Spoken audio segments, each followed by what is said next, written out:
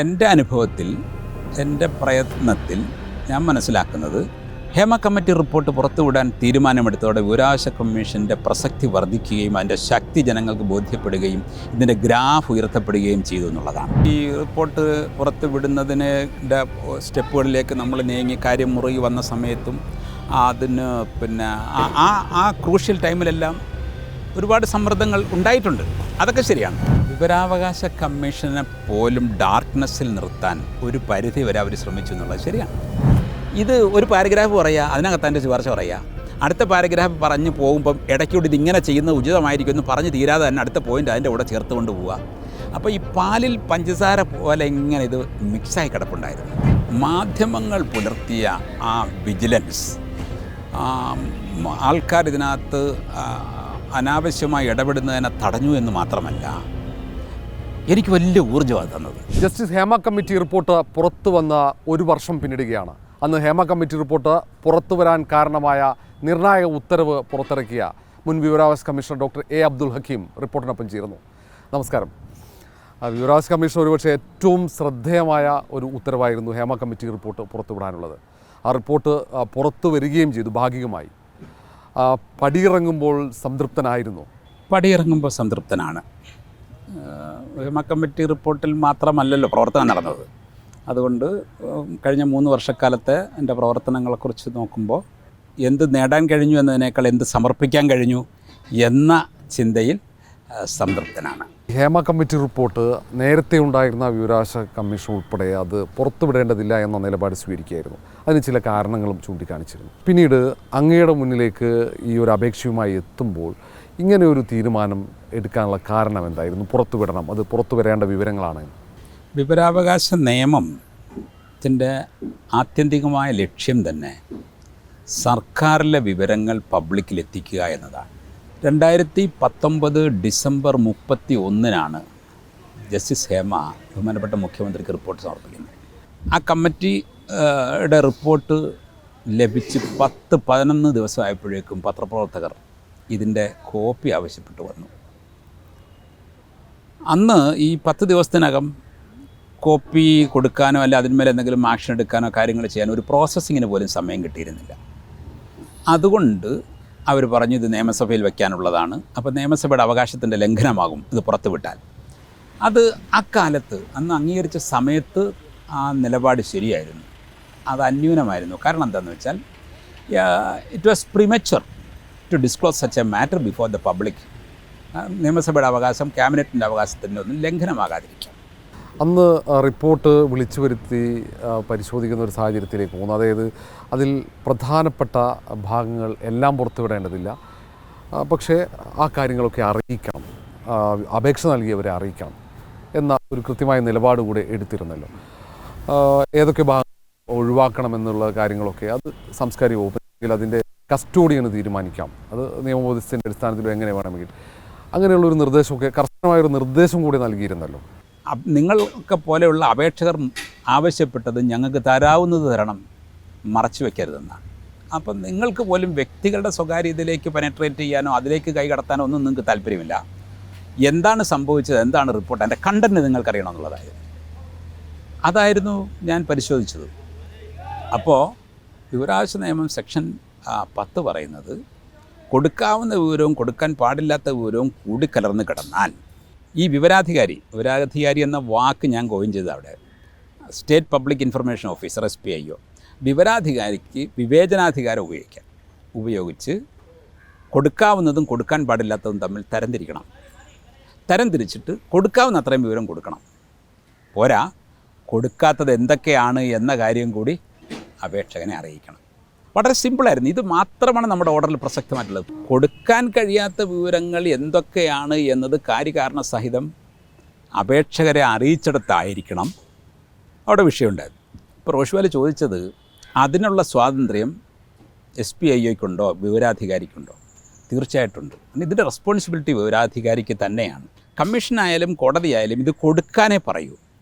പിന്നെ ഞാൻ അതിനെ കുറച്ചൊന്ന് എളുപ്പമാക്കാൻ കുറേ ഖണ്ഡികകൾ എടുത്തു പറഞ്ഞു. ഇതാണ്ട് ഇതുപോലെയുള്ള ഖണ്ഡികകൾ, അല്ല ഈ ഖണ്ഡികകൾ എന്തായിരുന്നാലും കൊടുക്കരുത്, അത് നിയമപ്രകാരം വിലക്കപ്പെട്ട ഖണ്ഡികകളാണ്.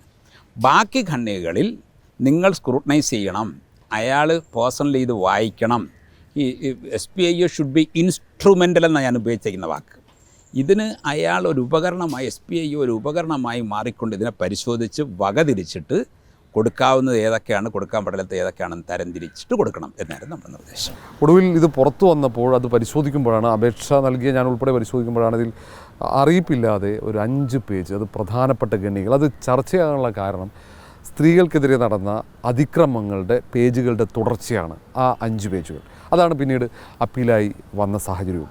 അത് പിന്നെ വലിയ വിവാദങ്ങൾക്ക് വഴിവെക്കുകയും ചെയ്തു. കാരണം അത് പേജ് മുക്കി എന്നടക്കമുള്ള ആക്ഷേപങ്ങൾ ഉയരുകയും ചെയ്തു. അല്ല, നിങ്ങൾ ഉപയോഗിച്ചൊരു പദമുണ്ട്, കടുംവെട്ട് എന്ന പദമാണ് ഞങ്ങൾ പ്രയോഗിച്ചത്. കടുംവെട്ടായി തന്നെയാണ് ഞങ്ങൾ ഇപ്പോഴും അതിനെ കാണുന്നതും. ആ കടുംവെട്ടിൽ ഞങ്ങൾ നൽകിയ അപ്പീൽ പോലും ഒരു തീരുമാനമുണ്ടായില്ല എന്നതാണ് ഏറ്റവും പ്രയാസകരമായത്. എന്താണ് അങ്ങനെ ഒരു തീരുമാനം വൈകാനുണ്ടായ കാരണം? എൻ്റെ ഉത്തരവിൽ ഒരു പോയിൻ്റ് അതായിരുന്നു, ഈ ഉത്തരവ് നടപ്പാക്കുന്ന ഘട്ടത്തിൽ ഏതെങ്കിലും പാർട്ടിക്ക് എന്തെങ്കിലും ബുദ്ധിമുട്ടുണ്ടായാൽ കമ്മീഷനെ നേരിൽ സമീപിക്കാം. Commission was always open to discuss and settle the matter, issue and case. അങ്ങനെയാണ് റോഷിപാൽ ആദ്യം എന്നെ സമീപിക്കുന്നു. അതിനെ തുടർന്ന് വേറെ പലരും അപേക്ഷയുമായിട്ട് വരുന്നു. എനിക്ക് നേരിട്ട് വന്ന് താഴെ തപാലിൽ കൊടുത്തതിൽ പോരാതെ ഉറപ്പുവരുത്താൻ എൻ്റെ ചേംബറിൽ നേരിട്ട് വന്ന് കോപ്പി തന്നിട്ട് പോയ ആളാണ് റോഷിപാൽ.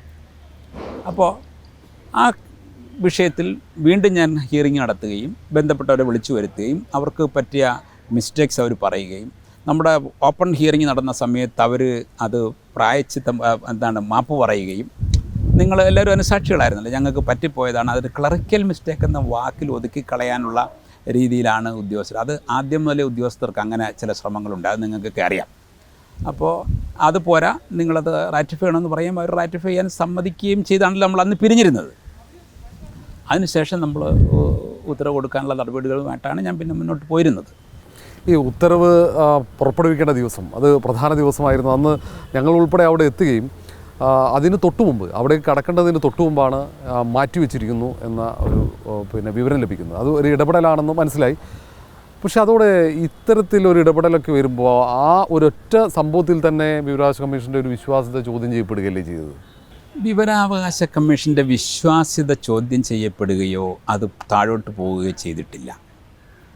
ഞാൻ എൻ്റെ അനുഭവത്തിൽ, എൻ്റെ പ്രയത്നത്തിൽ ഞാൻ മനസ്സിലാക്കുന്നത്, ഹേമ കമ്മിറ്റി റിപ്പോർട്ട് പുറത്തുവിടാൻ തീരുമാനമെടുത്തതോടെ വിവരാവകാശ കമ്മീഷൻ്റെ പ്രസക്തി വർദ്ധിക്കുകയും അതിൻ്റെ ശക്തി ജനങ്ങൾക്ക് ബോധ്യപ്പെടുകയും ഇതിൻ്റെ ഗ്രാഫ് ഉയർത്തപ്പെടുകയും ചെയ്തു എന്നുള്ളതാണ്. കാരണം അത് മലയാളക്കരയിൽ മാത്രമല്ല, ഇന്ത്യയിലെല്ലാം ലോകമൊട്ടാകെ ചർച്ച ചെയ്ത വലിയ വിഷയമാണ്. അത് പുറത്തുവിടുന്നതിനുള്ള സ്ട്രോങ് ആയ നിലപാടെടുക്കുക വഴി കമ്മീഷൻ്റെ പ്രസക്തിയും ഗ്രാഫും ഉയരുകയാണ് ചെയ്തത്. പിന്നെ രണ്ടാമത്തെ സ്റ്റെപ്പിൽ അത് നടന്നു വരുന്നതിനിടയ്ക്ക് വെച്ച് പിന്നെ അത് ഡിവിഷൻ ബെഞ്ചിലേക്ക് പോവുകയൊക്കെ ചെയ്തപ്പോൾ പിന്നെ എനിക്ക് ഡിവിഷൻ ബെഞ്ചാണല്ലോ തീരുമാനം എടുക്കേണ്ടി വരുന്നത്. അതുകൊണ്ട് അങ്ങനെ വന്നതാണ്. സ്വാഭാവികം ഒരു ഹിയറിംഗ് നടക്കുന്നു. ഹിയറിംഗ് നടന്ന് പിന്നീട് തീരുമാനം വരേണ്ടത് അതിലൊരു വിധിയാണ്. ആ വിധിയുടെ തൊട്ടു മുമ്പ് ഒരു അനിതര സാധാരണമായ രീതിയിലുള്ള ഒരു ഇടപെടൽ ഉണ്ടായി എന്ന ആക്ഷേപം പോലും അന്ന് ഉണ്ടായിട്ടുണ്ട്. അങ്ങനെ ഒരു ഇടപെടൽ മുകളിൽ നിന്നുണ്ടായോ? I am not susceptible to influences or ഇടപെടലുകൾ. അത് മിക്കവാറും എല്ലാവർക്കും അറിയാം. ഞാൻ അങ്ങനെ എൻ്റെ അടുത്ത് ഇൻഫ്ലുവൻസ് ഒന്നും അങ്ങനെ ഫലിക്കുന്നതല്ല. ഈ വിഷയത്തിൽ ഒരപേക്ഷ നേരത്തെ അവിടെ ഉണ്ടായിരുന്നു. ആ ഉണ്ടായിരുന്ന അപേക്ഷ എനിക്ക് തോന്നുന്നു ഒരു മാധ്യമപ്രവർത്തകനും ഒരു മാധ്യമപ്രവർത്തകയും, ഒരു പൊതുപ്രവർത്തകനും ഒരു മാധ്യമപ്രവർത്തകയുമാണ്. അവരുടെയൊക്കെ പേരുകളൊക്കെ നിങ്ങൾക്ക് അറിയുമല്ലോ. അപ്പോൾ അത് തപാലിൽ വന്നിട്ട് ചീഫ് കമ്മീഷണറുടെ ബെഞ്ചിലേക്ക് അത് പോവുകയോ വരുത്തുകയോ എന്തോ അങ്ങനെ ചെയ്തു. ഞാൻ കൈകാര്യം ചെയ്തുകൊണ്ടിരിക്കുന്ന ഒരു വിഷയമായിരുന്നു. കുറേ ദിവസം അത് അവിടെ ഇരുന്ന് പോയി.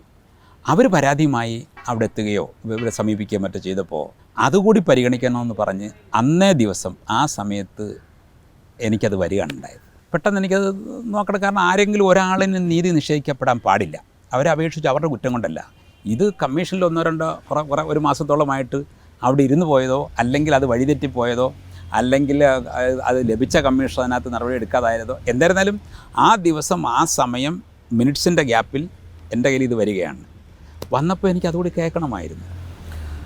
ഒരുപക്ഷെ അങ്ങനെ ഒരു അപേക്ഷ അവസാന ഘട്ടത്തിൽ വന്നത് ഗൂഢാലോചനയുടെ ഭാഗമായിട്ടൊക്കെ സംശയം, അതൊക്കെ നിങ്ങൾ അന്വേഷിച്ച് ഉറപ്പുവരുത്തേണ്ടതാണ്. അതൊക്കെ മീഡിയ പ്രവർത്തകർക്ക് സ്വാതന്ത്ര്യമുണ്ട്. അതൊക്കെ നിങ്ങൾ അന്വേഷിച്ച് ഉറപ്പുവരുത്തേണ്ടതാണ്. മാത്രവുമല്ല, ഈ വിവരാവകാശ കമ്മീഷൻ ഒരുപക്ഷെ ഹേമ കമ്മിറ്റി റിപ്പോർട്ട് പുറത്തു വരണമെന്ന് ശക്തമായ ആഗ്രഹം പ്രകടിപ്പിച്ചതാണ്. കാരണം അതുമായി ബന്ധപ്പെട്ട് സ്ത്രീകൾക്കെതിരെ നിരന്തരമായി നടന്ന അതിക്രമങ്ങളാണ് ഏറ്റവും പ്രധാനം ഹേമ കമ്മിറ്റി റിപ്പോർട്ടിൽ.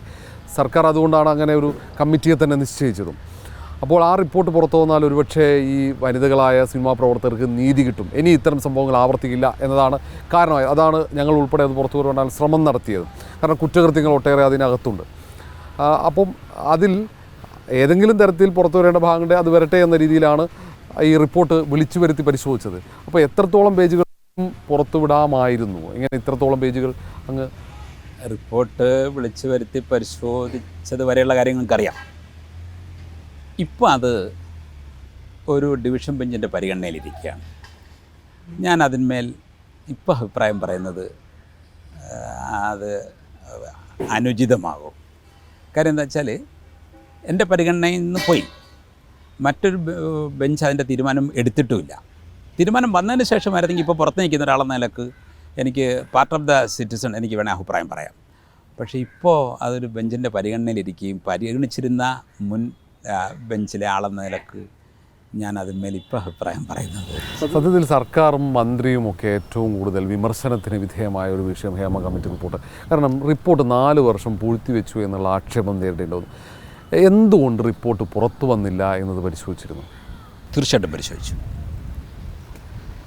റിപ്പോർട്ട് അതായത് 2017 ഇങ്ങനൊരു കമ്മിറ്റി WCC വന്ന് ബഹുമാനപ്പെട്ട മുഖ്യമന്ത്രിക്ക് നിവേദനം നടക്കുമ്പോൾ അവർ പരാതികൾ പറഞ്ഞപ്പോൾ നിങ്ങളത് എഴുതി തരൂ എന്ന് പറഞ്ഞ് വാങ്ങിയിട്ട് അന്നേരം തന്നെ ഇതേക്കുറിച്ച് അന്വേഷിക്കാനും പഠനം നടത്തുന്നതിനും ഒരു കമ്മിറ്റി എടുക്കാൻ ബഹുമാനപ്പെട്ട മുഖ്യമന്ത്രി കേരള സർക്കാർ തീരുമാനിച്ചപ്പോൾ ഇന്ത്യയുടെ ചരിത്രത്തിൽ ആദ്യമായിട്ടാണ് അങ്ങനെ ഒരു സംഭവം ഉണ്ടാകുന്നത്. ഈ സിനിമാ മേഖല പിന്നെ ഒരുപാട് സ്വാധീനമുള്ള മേഖല, ഒരുപാട് സാമ്പത്തികം കറങ്ങുന്ന മേഖല, ഒത്തിരി കാര്യങ്ങളൊക്കെ ഉണ്ടെങ്കിലും കപ്പലിൻ്റെ കച്ചവടക്കാരൻ മുതൽ സ്റ്റാർ ഹോട്ടലുകാർ വരെയുള്ളവരുടെ ഉപജീവന മേഖലയായത്. ഈ മേഖല അസംഘടിതവുമാണ്. എല്ലാത്തരം ലൈറ്റ് ബോയ്സ് ഉൾപ്പെടെ എല്ലാത്തരം ആൾക്കാർ ഇല്ലേ, ഇവർ പക്ഷെ ആരും സംഘടിതരല്ല. അസംഘടിതരായ ഒരു തൊഴിൽ മേഖലയിലെ പ്രശ്നങ്ങൾ പഠിക്കുകയും അവർക്ക് പിന്നെ മിനിമം വേജസ് ഉൾപ്പെടെയുള്ള അവരുടെ ആരോഗ്യ പ്രശ്നങ്ങൾ ഉൾപ്പെടെയുള്ള അവരുടെ സെറ്റുകളിലെ ലൊക്കേഷനുകളിലൊക്കെ അവർക്ക് ശുചിത്വം ഉറപ്പാക്കുന്നത് വരെയുള്ള വിഷയങ്ങളെല്ലാം പഠിക്കുകയും റിപ്പോർട്ട് സമർപ്പിക്കുകയും ചെയ്യുന്നതിന് രാജ്യത്ത് ഏതെങ്കിലും ഒരു സർക്കാർ ഒരു പഠന കമ്മിറ്റി വെച്ചെങ്കിൽ അത് കേരള സർക്കാരാണ്. അങ്ങനൊരു പഠന റിപ്പോർട്ട് വാങ്ങിയത് നേരെ പബ്ലിക്കിന് മുമ്പിലോട്ട് കൊടുക്കാനല്ല, ഗവൺമെൻറ്റിൻ്റെ ഞാൻ കമ്മീഷൻ പരിശോധിച്ച വേറെ കാര്യം. ഗവൺമെൻറ്റിന് റിപ്പോർട്ട് കിട്ടിയാൽ അത് ചെയ്യുന്ന പബ്ലിക് കൊണ്ടുപോയി വായിച്ചോ എന്ന് പറഞ്ഞ് കൊടുക്കലല്ലല്ലോ. അതിന്മേൽ ഗവൺമെൻറ് നടപടികളെടുക്കണം. നടപടിയെടുക്കുന്നതിന് ഗവൺമെൻറ്റിൻ്റേതായ സ്റ്റെപ്സ് ഉണ്ട്, അതിനുള്ള സമയങ്ങളുണ്ട്. ഞാൻ പരിശോധിച്ചപ്പോൾ മനസ്സിലായത് immediately after getting that report government എന്ത് ചെയ്യുന്നു വെച്ചാൽ അത് ചലച്ചിത്ര അക്കാദമിയും അതുമായി ബന്ധപ്പെട്ട് സിനിമാ മേഖലയുമായി ബന്ധപ്പെട്ട എക്സ്പേർട്സിനെ ചുമതലപ്പെടുത്തിക്കൊണ്ടൊരു കമ്മിറ്റി എടുത്തു. ഈ കമ്മിറ്റിയുടെ പ്രവർത്തനങ്ങൾ നിയന്ത്രിക്കുന്നതിനും അതിന് നേതൃത്വം വഹിക്കുന്നതിനും സെക്രട്ടറി ലെവൽ പ്രവർത്തനം, ഫയൽ പ്രവർത്തനം നടത്തുന്നതിനും ചലച്ചിത്ര അക്കാദമിയെ ചുമതലപ്പെടുത്തി. ഗവൺമെൻറ് സെക്രട്ടറിമാരുൾപ്പെടെ, കൾച്ചറൽ സെക്രട്ടറി ഉൾപ്പെടെ ഗവൺമെൻറ് സെക്രട്ടറിമാരും ഫിനാൻസിലെ ആൾക്കാരും ഒക്കെ ഉള്ള കമ്മിറ്റിയായിരുന്നു. ഈ കമ്മിറ്റി 2-3 പ്രാവശ്യം സിറ്റിംഗ് നടത്തി. 1 കോടിയിൽ പരം 1,60 lakhs ഓഫ് റുപ്പീസ് ഇതിൻ്റെ വേണ്ടി പ്രവർത്തനത്തിന്, ഹേമ കമ്മിറ്റിയുടെ പ്രവർത്തനത്തിന് വേണ്ടി സർക്കാർ കൊടുത്തതാണ്. ചലച്ചിത്ര അക്കാദമിക്ക് തുടർ പ്രവർത്തനങ്ങൾക്ക് വേണ്ടിയുള്ള പണവും അനുവദിച്ചു കൊടുത്തു. ഇപ്പോൾ ഒരു ഗവൺമെൻറ്റിനെ സംബന്ധിച്ച് ഒരു ഏജൻസിയെ ഏൽപ്പിച്ചാൽ ആ ഏജൻസി കാര്യങ്ങൾ ചെയ്ത് കൊടുക്കുന്നവരെ സാവകാശം കൊടുക്കുക എന്നുള്ളത് ഗവൺമെൻറ്റിൻ്റെ ഭാഗമല്ലേ. അതിപ്പോൾ ഏത് ഗവൺമെൻറ്റിന്, irrespective of politics or the leader, ആരായിരുന്നാലും അതിന് സമയമുണ്ട്, കൊടുക്കണം. പിന്നെ ഹേമ കമ്മിറ്റി റിപ്പോർട്ടിലുള്ളൊരു പ്രധാന കാര്യം, ഓരോ പോയിൻറ്റും പറഞ്ഞു കഴിഞ്ഞിട്ട് അവസാനം കൊണ്ടുവന്ന recommendations of the committee or report അങ്ങനെയല്ല ഇത് കൊടുത്തിരിക്കുന്നത്. ഇത് ഒരു പാരഗ്രാഫ് പറയുക, അതിനകത്ത് അതിൻ്റെ ശുപാർശ പറയുക, അടുത്ത പാരഗ്രാഫ് പറഞ്ഞു പോകുമ്പം ഇടയ്ക്കൂടി ഇതിങ്ങനെ ചെയ്യുന്നത് ഉചിതമായിരിക്കും എന്ന് പറഞ്ഞ് തീരാതെ തന്നെ അടുത്ത പോയിൻ്റ് അതിൻ്റെ കൂടെ ചേർത്ത് കൊണ്ട് പോവുക. അപ്പോൾ ഈ പാലിൽ പഞ്ചസാര പോലെ ഇങ്ങനെ ഇത് മിക്സായി കിടപ്പുണ്ടായിരുന്നു. അപ്പോൾ അതിനെ ഈ പറഞ്ഞ സെവർ ചെയ്തെടുക്കുകയും അതിനെ എൻലിസ്റ്റ് ചെയ്യുകയൊക്കെ ചെയ്യുന്ന ഗവൺമെൻറ് കൊടുത്ത ടേംസ് ഓഫ് റെഫറൻസ് എനിക്ക് വളരെ എന്നെ ആകർഷിച്ച സ്ഥാനമാണ്. നല്ല ഒന്നാന്തരം ടേംസ് ഓഫ് റെഫറൻസാണ് കൊടുത്തിരുന്നത്. ആ ടേംസ് ഓഫ് റെഫറൻസിൽ നിന്നുകൊണ്ട് അങ്ങനെ ഒരു സെപ്പറേറ്റ് ലിസ്റ്റ് ഓഫ് റെക്കമെൻഡേഷൻസ് ഇല്ല. ഇതിനകത്ത് മിക്സഡാണ്. ആ മിക്സഡായ റെക്കമെൻഡേഷൻസ് എന്ന് പറയുന്നത് പല മേഖലകളിൽ പല ഡിപ്പാർട്ട്മെൻറ്റ്സ് ചെയ്യേണ്ടതാണ്. ലേബർ ഡിപ്പാർട്ട്മെൻറ്റ് ചെയ്യേണ്ട സാധനമുണ്ട്, ഹെൽത്ത് ഡിപ്പാർട്ട്മെൻറ്റ് ചെയ്യേണ്ട കാര്യമുണ്ട്, കൾച്ചർ ഡിപ്പാർട്ട്മെൻറ്റ് ചെയ്യേണ്ട കാര്യമുണ്ട്, ഫിനാൻസുകാർ ഇടപെടേണ്ടുന്ന കാര്യമുണ്ട്. ഇതിനെ എല്ലാം ഏകോപിപ്പിക്കുന്നതിനൊരു കമ്മിറ്റി എടുക്കുകയും ആ കമ്മിറ്റിയുടെ പ്രവർത്തനങ്ങൾക്ക് പശ്ചാത്തല സൗകര്യം ഒരുക്കുന്നതിനൊരു ഏജൻസിയെ ചലച്ചിത്ര അക്കാദമി ചുമതലപ്പെടുത്തുകയും ചെയ്യുക വഴി ഗവൺമെൻറ് പ്രാഥമികമായി ചെയ്യേണ്ട കാര്യങ്ങൾ ചെയ്തു. അതിനുശേഷം എന്തുകൊണ്ട് പബ്ലിക്കിന് ഇതേക്കുറിച്ച് ധാരണ കിട്ടിയില്ല എന്ന് ചോദിച്ചാൽ ഇറ്റ് ഡിപ്പെൻസ്. അത് ചെയ്ത ഏജൻസിയുടെ മറ്റവരുടെ കാര്യമാണ്. പിന്നെ ഈ റിപ്പോർട്ട് എന്തുകൊണ്ട് പുറത്തു വന്നില്ല എന്ന് പറഞ്ഞാൽ ആദ്യത്തെ കാര്യം ഗവൺമെൻറ്റിൻ്റെ ഭാഗത്ത് നിന്ന് റിപ്പോർട്ട് വാങ്ങുന്നത് ജനങ്ങൾക്ക് വായിക്കാൻ കൊടുക്കാനായിരുന്നില്ല അവരുടെ ലക്ഷ്യം അതല്ല. പിന്നെ നിങ്ങളൊക്കെ ആവശ്യപ്പെട്ടപ്പോൾ എന്തുകൊണ്ട് അത് കിട്ടിയില്ല എന്നത് എപ്പോഴും വിവരാവകാശ നിയമവും ഉദ്യോഗസ്ഥരും അങ്ങനെയാണ്. മറ്റെല്ലാ നിയമങ്ങളിലും നിയമം നടപ്പാക്കുന്ന ഉദ്യോഗസ്ഥരും ശിക്ഷിക്കപ്പെടുന്ന പബ്ലിക്കുമാണ്. എല്ലായിടും പ്രതിയായിട്ട് വരുന്നതും ഫൈൻ അടയ്ക്കേണ്ടി വരുന്നതും ശിക്ഷ അനുഭവിക്കേണ്ടി വരുന്നതും പബ്ലിക്കാണ്. ഇവിടെ നിയമം നടപ്പാക്കാൻ കയ്യിലെടുക്കുന്ന പബ്ലിക്കാണ്. എതിർസ്ഥാനത്ത് വരുന്നതും കുറ്റക്കാരനായി പ്രഖ്യാപിക്കപ്പെടുന്നതും ഫൈൻ അടയ്ക്കേണ്ടി വരുന്നതും ട്രാൻസ്ഫർ അല്ലെങ്കിൽ ശിക്ഷ നേരിടേണ്ടി വരുന്നതും കോമ്പൻസേഷൻ കൊടുക്കേണ്ടി വരുന്നതൊക്കെ ഉദ്യോഗസ്ഥരാണ്, സർക്കാരിൻ്റെ ഭാഗമാണ്. അപ്പോൾ അവരെന്ത് ചെയ്യും? എപ്പോഴും വിവരാവകാശ നിയമത്തിന് നിന്ന് ഇതിൻ്റെ പിടികളിൽ നിന്ന് ക്ലച്ചസിൽ നിന്നും ദൂരോട്ട് മാറാൻ ശ്രമിച്ചുകൊണ്ടിരിക്കും. അപ്പോഴാണ് ഇപ്പോൾ പ്രിമച്ചുറാണ്, സ്വകാര്യതയിലേക്ക് കടക്കുന്ന കാര്യങ്ങൾ കൊടുക്കാൻ പറ്റില്ല എന്ന് പറയുന്ന ഒരു ഓർഡർ അവർക്ക് വിവരാവകാശ കമ്മീഷണറിൽ നിന്ന് തന്നെ കിട്ടിയത്. അത് ആയുധമാക്കിക്കൊണ്ട് ഈ ഉദ്യോഗസ്ഥരാണ് സത്യത്തിൽ ഇതിനെ ഇങ്ങനെ നീട്ടി കൊണ്ടുപോയത്. അത് പെട്ടെന്ന് മനസ്സിലായത് കൊണ്ടാണ് എനിക്ക് അതായത് റിപ്പോർട്ട് പുറത്തു കൊടുക്കണോ വേണ്ടയോ എന്ന് കമ്മീഷൻ തീരുമാനിക്കാം. പക്ഷേ തീരുമാനിക്കുന്നതിന് മുമ്പ് കൊടുക്കേണ്ടതോ ആയ വിവരം ഇതിനകത്തുണ്ടോ എന്ന് കമ്മീഷനൊന്ന് മനസ്സിലാവണ്ടേ? ഞാൻ ഹിയറിങ്ങിന് വിളിക്കുമ്പോൾ, അതായത് എൻ്റെ കയ്യിൽ അപേക്ഷ കിട്ടുന്നു, റോഷിബാലിന് നന്നായിട്ടറിയാം, 10 ദിവസത്തെ ഗ്യാപ്പിട്ടാണ് ഞാൻ റിപ്പോർട്ട് വാങ്ങുന്നത്. 15ാമത്തെ ദിവസം ഞാൻ ഹിയറിങ് നടത്തുന്നു. അപ്പം ഇത് പെട്ടെന്ന് തീർക്കാൻ വേണ്ടിയിട്ടാണ്. ആ ഹിയറിങ് വിളിക്കുന്ന സമയത്ത് അവരൊരു തരം ലാഘവത്തോടെയാണ് വരുന്നത്. കയ്യും വിട്ടടി വരിക, അല്ലെങ്കിൽ നമ്മൾ അയച്ച കത്തിൻ്റെ കോപ്പിയും കൊണ്ട്, സാർ അത് ഫയല് റിപ്പോർട്ട് നമ്മൾ മിനിസ്റ്റർ ഓഫീസിലാണ് സാർ. അപ്പോൾ എപ്പോൾ തരാം? അത് അടുത്ത സിറ്റിങ്ങിന് തരാം. അപ്പോൾ നമ്മൾ 2 ആഴ്ച കഴിഞ്ഞ് സിറ്റിംഗ് വെക്കുമ്പോൾ സാർ അത് ക്യാബിനറ്റിൽ വെക്കണമെന്ന് പറഞ്ഞിരിക്കുകയാണ് സാർ. ശരി, അടുത്ത പ്രാവശ്യം ക്യാബിനറ്റ് വെച്ചോ? ഇല്ല സാർ, അത് നടപടിയായിട്ടില്ല സാർ. അത് കഴിഞ്ഞ് വന്നിട്ട് അവരെന്താ പറഞ്ഞ, സാർ അത് നിയമോപദേശം തേടിയിരിക്കുക. വിവരാവകാശ കമ്മീഷന് സർക്കാരിൻ്റെ ഒരു രേഖ പരിശോധിക്കാൻ കൊടുക്കണോ വേണ്ടയോ എന്ന് നിയമോപദേശം തേടിയിരിക്കുകയാണെന്ന് പറയാൻ വരെയുള്ള ധാർഷ്ട്യം അവർക്കുണ്ടായി, അല്ലെങ്കിൽ അറിവുകേട് അവർക്കുണ്ടായി. അപ്പോഴാണ് നമുക്ക് സിവിൽ കോടതിയിൽ അധികാരങ്ങളെടുത്ത് പ്രയോഗിച്ചിട്ട് സീനിയർ IAS ഓഫീസറാണ് സെക്രട്ടറി. നമ്മളവർക്ക് നോട്ടീസ് കൊടുക്കേണ്ടി വരുന്നു, ഇന്ന ദിവസം ഇത്ര മണിക്കകം നമുക്ക് റിപ്പോർട്ട് തരണമെന്ന് പറയുന്നു. റിപ്പോർട്ട് നേരെ കൊണ്ടുവന്ന റിപ്പോർട്ടിലും പിന്നെ നമ്മളും വിജൻ്റായി. എങ്ങനെയാണെന്ന് വെച്ചാൽ ഈ റിപ്പോർട്ട് തരുന്നതിന് വരെ ഒരു ബുക്കിംഗ് കൊണ്ട് തന്ന് കവറിനെ പാക്ക് ചെയ്ത് തന്നാണെങ്കിലോ അവർ നാളെ റിപ്പോർട്ട് കമ്മീഷൻ തന്നു എന്ന് പറയില്ലേ? സോ അവരുടെ പ്രസൻസിൽ ഞാൻ എൻ്റെ സെക്രട്ടറി, ജോയിൻറ്റ് സെക്രട്ടറി ഉൾപ്പെടെയുള്ളവരെ മൊബൈൽ ഫോണിലാണെങ്കിൽ പോലും വീഡിയോയുടെ പ്രസൻസിൽ അവരെ കൊണ്ട് തന്നെ ഓപ്പൺ ചെയ്യിച്ച് ഇത് റിപ്പോർട്ടാണ്, ഇതിനകത്ത് ബാക്കി അറ്റാച്ച്മെൻറ്റ്സ് എല്ലാം ഉണ്ട് എന്ന് ബോധ്യപ്പെടുത്തിയതിന് ശേഷം വിട്ടത്. ആ സാധനം നമ്മൾ സൂക്ഷ്മമായി പരിശോധിച്ചു. അതിന് ഒരുപാട് സമയമെടുത്തു, കുറച്ച് ഹോംവർക്കൊക്കെ ചെയ്യേണ്ടി വന്നു. പരിശോധിച്ചിട്ടാണ് ഇത് കൊടുക്കാൻ നമ്മൾ നിർദ്ദേശിച്ചപ്പോൾ അവരെ കൂടുതൽ സേഫർ സൈഡിലാക്കിക്കൊണ്ട് നമ്മളൊരു കാര്യം പറഞ്ഞിരുന്നു, നിങ്ങൾ ഇന്ന ഭാഗങ്ങൾ കൊടുക്കണ്ട. അപ്പോൾ അവിടെ അത്രയും ഒരു സേഫായി. ബാക്കി ഭാഗങ്ങൾ അവർക്ക് കൊടുക്കാവുന്ന ഒരുപാടുണ്ട്, കൊടുക്കാമായിരുന്നു. അവരവിടെയൊക്കെ കാണിച്ചത് എന്താണെന്ന് വെച്ചാൽ, ഈ ഒന്നുകിൽ അവർക്ക് ഇതിങ്ങനെ ചവിട്ടിപ്പിടിക്കുക വഴി ഒരുതരം രസവും സർക്കാരിലേക്ക് ജനങ്ങളുടെ ശ്രദ്ധ പോകും, സർക്കാരിലേക്ക് ആരോപണത്തിൻ്റെ മുന പോകുന്നതിൽ ആസ്വദിച്ച് ആരെങ്കിലും അതിനകത്തുണ്ടാവും. അല്ലെങ്കിൽ അവരുടെ അറിവുകേടോ അല്ലെങ്കിൽ അവരാരുടെയെങ്കിലും സ്വാധീനത്തിൽ ഈ ഉദ്യോഗസ്ഥ വൃന്ദം വഴങ്ങിയിട്ടുണ്ടാവും. ഇതൊക്കെ സാധ്യതകളാണ് ഞാൻ പറഞ്ഞത്. അങ്ങനെ ഉണ്ട് എന്ന ഒരു അലിഗേഷനേ അല്ല, സാധ്യതകളാണ്. ഒന്നുകിൽ പൊളിറ്റിക്കലി ഈ ഉദ്യോഗസ്ഥർക്ക് സർക്കാരിനെതിരെ അടിക്കാനുള്ള ഒരു ആയുധം, ആരോപണത്തിൻ്റെ മുനകൾ സർക്കാരിലേക്ക് പോകാൻ ഇത് നല്ലൊരു സാധനമാണ്, അവർക്ക് വേണേൽ അങ്ങനെ ഉപയോഗിക്കാം. അല്ലെങ്കിൽ നേരത്തെ ചോദിച്ച പോലെ ആരുടെയെങ്കിലും ഇൻഫ്ലുവൻസിലോ എന്തെങ്കിലും ഇൻഫ്ലുവൻസ് പലതരമുണ്ടല്ലോ ആവാം. ഇതൊന്നുമല്ലെങ്കിൽ അവർ രാജാവിനേക്കാൾ വലിയ രാജഭക്തി എടുത്തിട്ടുണ്ടാവാം. എന്തായിരുന്നാലും കമ്മീഷനെ സംബന്ധിച്ച് കമ്മീഷനാണ് നമുക്ക് സാധനം വരുത്തി നമ്മൾ പരിശോധിച്ചു, കൃത്യമായി പറഞ്ഞു ഇന്നത് കൊടുക്കണ്ട, ബാക്കിയുള്ളത് നിങ്ങൾ സെവർ ചെയ്തിട്ട് കൊടുക്കണം. ആ കൊടുത്തതിനകത്ത് അവരുടെ നടപടികളിലാണ് പിന്നീട് ആരോപണം. ഈ സിനിമാ മേഖലയിൽ വലിയ പൊട്ടിത്തെറിക്ക് വഴിയൊരുക്കിയിട്ടുണ്ട് ഹേമ കമ്മിറ്റി റിപ്പോർട്ട് പുറത്തു വന്നത്.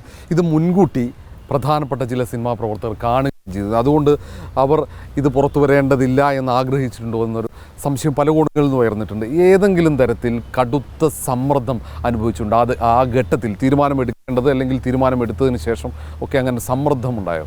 തീർച്ചയായിട്ടുമുണ്ട്. ഈ റിപ്പോർട്ട് പുറത്ത് വിടുന്നതിന് സ്റ്റെപ്പുകളിലേക്ക് നമ്മൾ നീങ്ങി കാര്യം മുറുകി വന്ന സമയത്തും അതിന് പിന്നെ ആ ക്രൂഷ്യൽ ടൈമിലെല്ലാം ഒരുപാട് സമ്മർദ്ദങ്ങൾ ഉണ്ടായിട്ടുണ്ട്. അതൊക്കെ ശരിയാണ്. എന്ന് മാത്രമല്ല, ഈ റിപ്പോർട്ട് നമ്മൾ 6-ാം തീയതി എൻ്റെ ഓർഡർ ഇറങ്ങുന്നു. 25-ാം തീയതി വരെ ഞാൻ 20 ദിവസം കൊടുക്കുകയാണ്. ഈ 20 ദിവസത്തിനകം ഇവർക്ക് ഇത് സെലക്ട് ചെയ്യണം. എല്ലാ ആപ്ലിക്കൻസിനും കൊടുക്കാൻ വേണ്ടി സഫീഷ്യൻറ്റ് കോപ്പീസ് എടുക്കണം. കോപ്പീസ് എല്ലാം എടുത്ത് സെറ്റ് ചെയ്ത് വെച്ചിട്ട് നമ്മുടെ ഓർഡറിനകത്ത് പറഞ്ഞ് സൈമൾട്ടേനിയസിനായിട്ട് കൊടുക്കണം. കാരണം എല്ലാം വാർത്താലേഖകരാണ്, എല്ലാം പ്രവർത്തകരാണ്. ഒരു മിനിറ്റ് മുമ്പേ വേറൊരാളിന് കൊടുക്കാൻ പാടില്ല. റോഷിബാലൊക്കെ അത് വാങ്ങിക്കൊണ്ട് ഓടിപ്പോയി 5 മിനിറ്റ് മുമ്പേ സാധനം എയർ ചെയ്തൊക്കെ അത് നിങ്ങളുടെ ഒരു മിടുക്കാം. പക്ഷേ നമ്മളിത് സൈമൾട്ടേനിയസായിട്ട് എല്ലാവരും കൊടുക്കാനുള്ള ഏർപ്പാട് ചെയ്യുന്നു. അപ്പോൾ ആ 20 ദിവസം ഇരിക്കുമ്പോൾ 19-ാമത്തെ ദിവസം 24-ാം തീയതി ബഹുമാനപ്പെട്ട ഹൈക്കോടതിയുടെ മുന്നിൽ തടസ്സ ഹർജിയുമായി പോകുന്നു. വേണമെങ്കിൽ ഈ 25 ദിവസം കൊണ്ട് സർക്കാരിന് പോകാറുണ്ടോ? ഗവൺമെൻറ് പോയില്ല. ഈ തടസ്സ ഹർജിയുമായി പോയ ആൾ ആപ്ലിക്കൻസ് അല്ല, കമ്മീഷനല്ല, ഗവൺമെൻറ് അല്ല, ഈ റിപ്പോർട്ടിൽ പരാമർശിക്കപ്പെട്ട ആൾക്കാരുമല്ല. അപ്പോൾ പുറത്ത് നിന്നുള്ള ആൾക്കാർക്കും ഇതിനകത്ത് കുറേ താല്പര്യങ്ങളുണ്ടായിരുന്നുള്ള വ്യക്തമാണല്ലോ. ഞാനീ പറഞ്ഞത് ഏതെങ്കിലും തരത്തിൽ സിനിമാ പ്രവർത്തകരുടെ ഭാഗത്ത് നിന്ന് തന്നെ അങ്ങയിൽ സമ്മർദ്ദമോ അല്ലെ സ്വാധീനിക്കാനുള്ള ശ്രമമോ? അല്ല, സിനിമാ പ്രവർത്തകരുമായിട്ടൊന്നും എനിക്ക് അത്ര വലിയ ബന്ധമൊന്നുള്ള ആളല്ല. ചില വളരെ ചുരുക്കം പേരുമായിട്ടുള്ള വ്യക്തിബന്ധങ്ങൾ കാര്യങ്ങളൊക്കെ ഉള്ളൂ. അല്ലാതെ ഇത് പുറത്തു വരാത്തതിൻ്റെ പ്രധാനപ്പെട്ട കാരണം ചില ഉദ്യോഗസ്ഥന്മാരുടെ ചില സമീപനങ്ങൾ, അവരുടെ ചില ഇടപെടലുകളാണെന്ന കാര്യത്തിൽ ഒരു സംശയവുമില്ല. അത് നമുക്ക് ബോധ്യമായിട്ടുണ്ട്.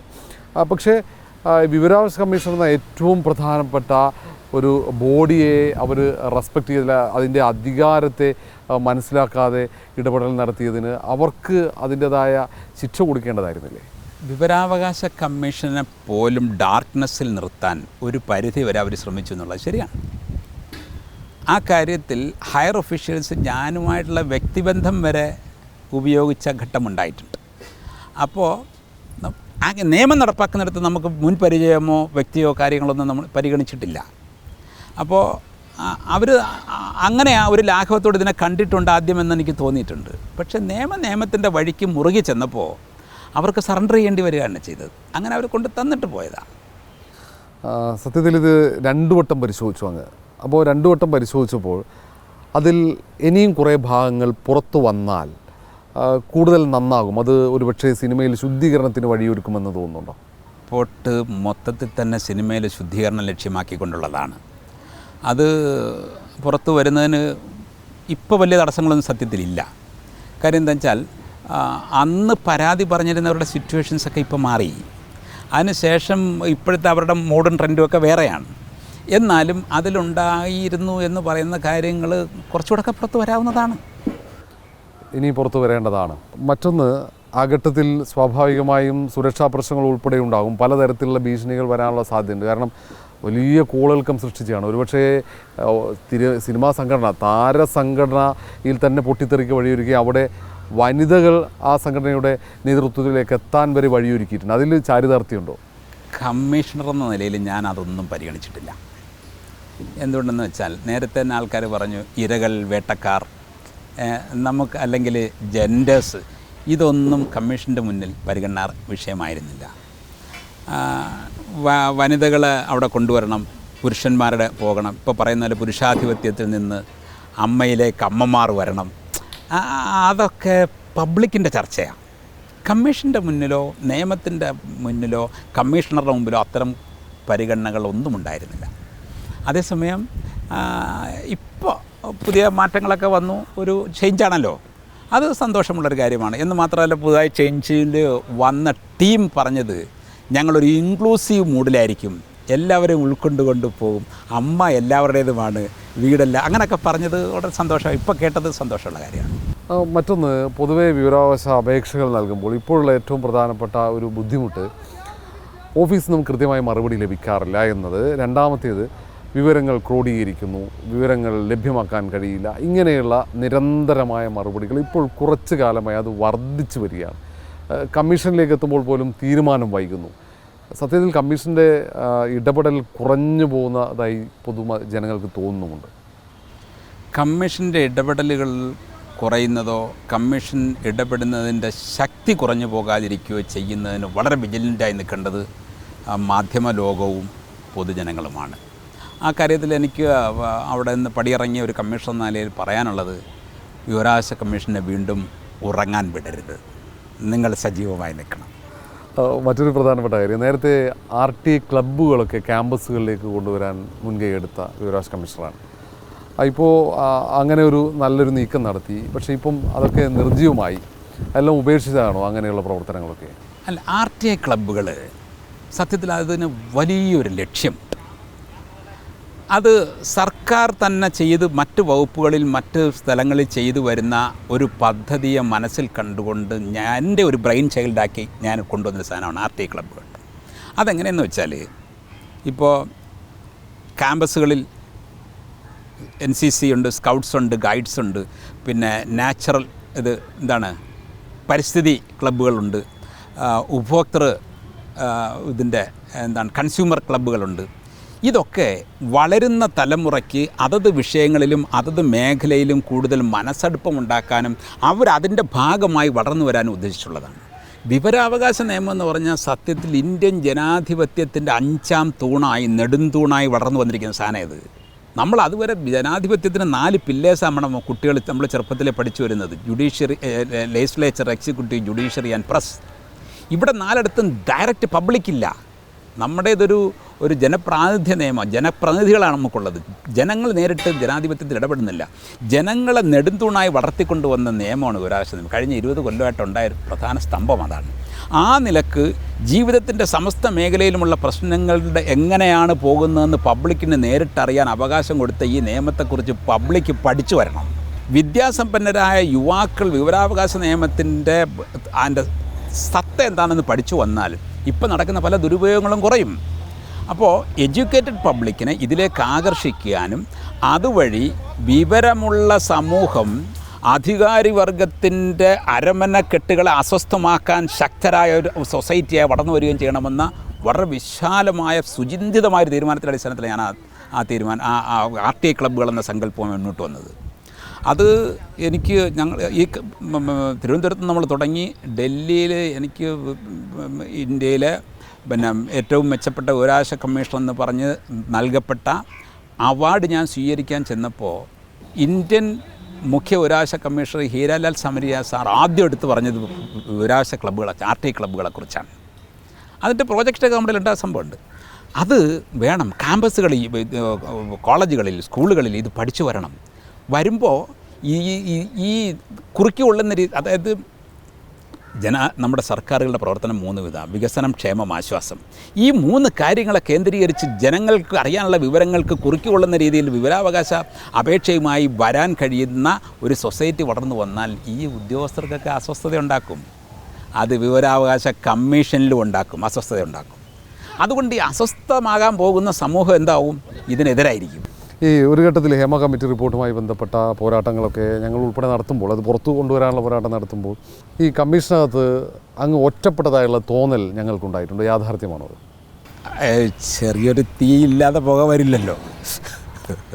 ഈ മാധ്യമങ്ങൾ നടത്തിയ ഒരു പോരാട്ടം, മാധ്യമങ്ങളുടെ നിരന്തരമായ സമ്മർദ്ദം, നിരീക്ഷണം, ഇതൊക്കെ ഹേമ കമ്മിറ്റി റിപ്പോർട്ട് പുറത്തു കൊണ്ടുവരുന്നത് ആരെങ്കിലും തടയാൻ ശ്രമിക്കുന്നുണ്ടെങ്കിൽ അത് പൊളിക്കായിട്ടുണ്ട്.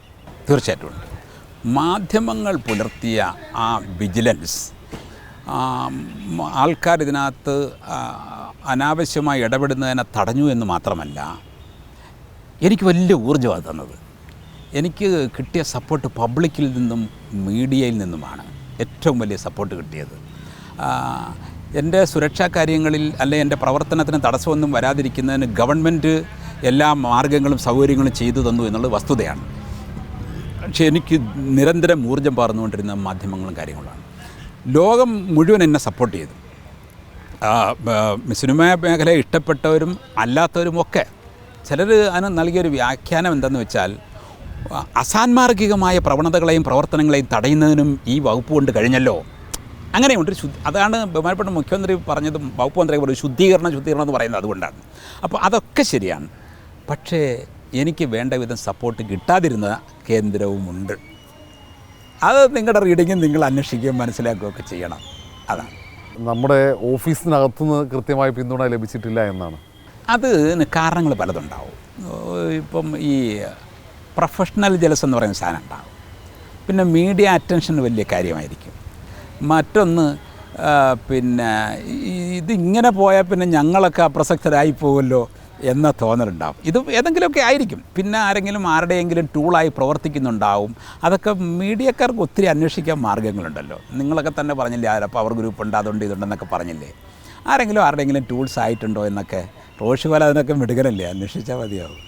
ഈ കാലയളവിൽ മറ്റു പ്രധാനപ്പെട്ട ഏതൊക്കെ ഇടപെടലുകളാണ് അതൊക്കെ കൃത്യമായി നടത്താൻ കഴിഞ്ഞിരുന്നു, അല്ലെങ്കിൽ ഏതെങ്കിലും ദുരനുഭവങ്ങൾ കമ്മീഷൻ പദവിയിലിരിക്കുമ്പോൾ ഉണ്ടായോ? കമ്മീഷൻ പദവിയിലിരിക്കുമ്പോൾ എനിക്ക് ദുരനുഭവം പുറത്തുനിന്ന് എവിടെ നിന്നും ഉണ്ടായിട്ടില്ല. പബ്ലിക്കിൽ നിന്നും ഒരു ദുരനുഭവം എനിക്കുണ്ടായിട്ടില്ല, സർക്കാരിൽ നിന്നുണ്ടായിട്ടില്ല, മീഡിയയിൽ നിന്നുണ്ടായിട്ടില്ല. ജനങ്ങളുടെ വലിയ സപ്പോർട്ടാണ് എനിക്ക് ഉണ്ടായിട്ടുള്ളത്. പക്ഷേ ഞാൻ പ്രതീക്ഷിച്ച പിന്തുണ കിട്ടേണ്ട ഭാഗത്തുനിന്ന് കിട്ടുകയോ എന്നെ ചേർത്ത് പിടിക്കുന്നതിനോ എനിക്ക് എൻ്റെ അംബ്രല എനിക്ക് ആവശ്യമുള്ളപ്പോൾ വിടർന്ന് വരാതിരിക്കുകയോ ഒക്കെ ചെയ്തിട്ടുണ്ടെന്നുള്ളത് ശരി തന്നെയാണ്. അതിനുള്ള കാരണങ്ങളും ഞാൻ അങ്ങനെ അതിനെ കാണുന്നുള്ളൂ. അതേസമയം ഹേമ കമ്മിറ്റി റിപ്പോർട്ട് പുറത്തുവിടുക എന്ന് പറയുന്ന ചരിത്രപരമായ ഒരു വിധി പുറപ്പെടുവിച്ചത് മാത്രമല്ല കഴിഞ്ഞ എൻ്റെ ടെന്യൂറിലെ എൻ്റെ പ്രവർത്തനങ്ങൾ. ജീവൽഗന്ധിയായ ഒരുപാട് കാര്യങ്ങൾ പരിഹരിക്കാനും കഴിഞ്ഞിട്ടുണ്ട്. പിന്നെ പ്രധാനമായിട്ടും ഞാൻ കാണുന്നത് എന്താണെന്ന് വെച്ചാൽ ഇതാണ്, ചോദിക്കാനും പറയാനും ഒരാളുണ്ടെന്ന നിലയിലേക്ക് ഒരു അലേർട്ട്നെസ് ഉണ്ടാക്കാൻ, കമ്മീഷൻ്റെ പ്രവർത്തനത്തെ ഒന്ന് ഉണർത്താൻ, അതുമായി മീഡിയയുമായി നല്ലൊരു ലൈസൺ ഉണ്ടാക്കുവാൻ എല്ലാം കഴിഞ്ഞിട്ടുണ്ട്. അതിനി പുറകോട്ട് പോകാതിരിക്കാൻ ജനങ്ങൾ, മീഡിയ സജീവമായി ശ്രദ്ധിക്കണം, സഹകരിക്കണം.